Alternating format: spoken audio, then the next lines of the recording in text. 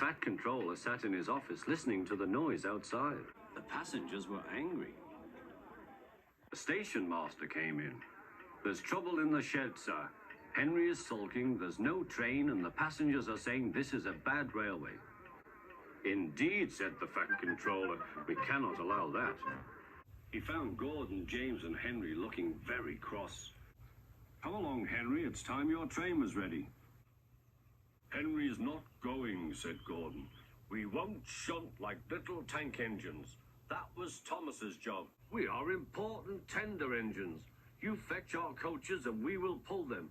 Tender engines don't shunt. We'll see about that, said Sir Topham Hatt. No engine on my railway is too important for small jobs. And he hurried away to find Edward. The yard has never been the same since Thomas left to run his branch line, he thought sadly. Edward was shunting. Leave those trucks, please, Edward, said the fat controller. I want you to push coaches for me in the yard. Thank you, sir, that will be a nice change. That's a good engine. Off you go, then.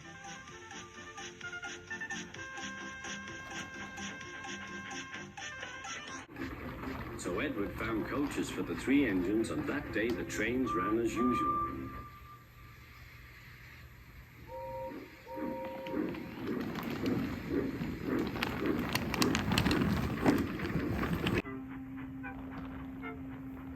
But next morning, Edward looked unhappy. Gordon came clanking past, hissing rudely. They all hiss me, sir, answered Edward. They say tender engines don't shunt, and last night they said I have black wheels. I haven't, have I, sir? No, Edward, you have nice blue ones, and I'm proud of you. Tender engines do shunt, but all the same, we do need another tank engine here. He went to a workshop, and they showed him all sorts of engines.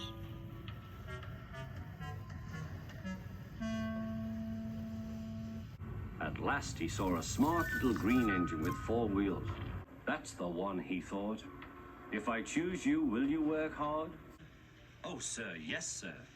That's a good engine. I'll call you Percy. Yes, sir, thank you, sir, said Percy. The fat controller brought him back to the yard. Edward, he called, here's Percy. Will you show him everything?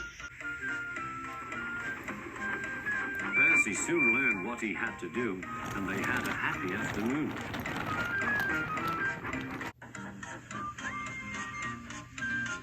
Then Henry came by, hissing as usual. Went Percy. Henry jumped and ran back to the shed. How beautifully you wheezed him, laughed Edward. I can't wheeze like that. Oh, said Percy, that's nothing. You should hear them in the workshop. You have to wheeze loudly to make yourself heard. Next morning, Thomas arrived. The fat controller sent for me. I expect he wants help, he said to Edward. Shh, here he comes, replied Edward. Well done, Thomas. You've been quick. Listen, Henry, Gordon, and James are sulking. They say they won't shunt like little tank engines. So I have shut them up, and I want you both to run the line for a while. Little tank engines, indeed, snorted Thomas. We'll show them, and Percy will help too. Oh, sir, yes, sir, please, sir, answered Percy.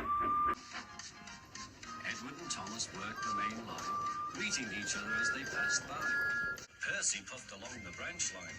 Thomas was anxious about Annie and Clarabelle, but both driver and conductor promised to take care of them. There were fewer trains, but the passengers didn't mind. They knew the 3 other engines were having a lesson. Gordon, James, and Henry were cold, lonely, and miserable. They wished now they hadn't been so silly.